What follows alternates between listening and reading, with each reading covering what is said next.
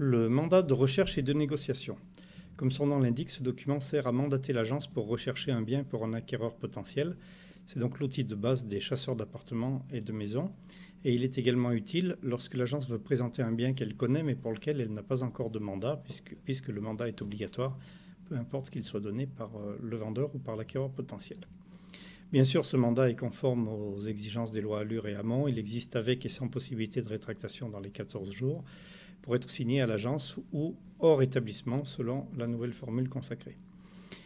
Il permet de préciser quels biens ont été présentés au mandant et ça c'est essentiel car l'article 76 du décret d'application de la loi Hoguet précise le mandat d'acheter ou de prendre à bail un bien non identifié ne doit contenir aucune clause fixant à l'avance le montant des dommages-intérêts ou du dédit éventuellement dû par la partie qui ne remplirait pas ses engagements.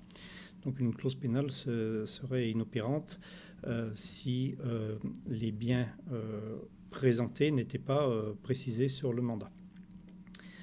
Et c'est donc pour ça que, pour protéger l'agence, nous avons pu insérer une clause pénale pour le mandant qui ne tiendrait pas ses engagements et qui tenterait par exemple de traiter directement avec le propriétaire. Donc, voici les caractéristiques du bien recherché, les affaires présentées ce jour ou visitées, qu'on va lister ici. Les moyens de diffusion des annonces commerciales, c'est une mention qui a été rendue obligatoire par la loi Allure. Alors, pour rechercher un bien, on ne va pas forcément passer des annonces à ce moment-là, il suffira de le préciser. Et les actions particulières et les modalités de compte rendu ont été rendues obligatoires par cette même loi pour les mandats comportant une clause d'exclusivité.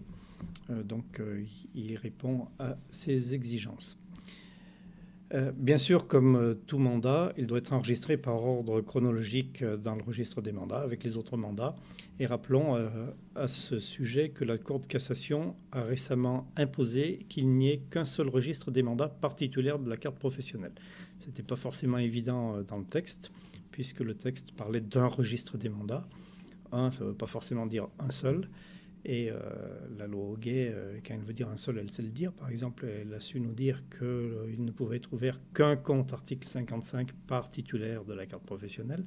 Ça n'avait pas été précisé pour les registres des mandats.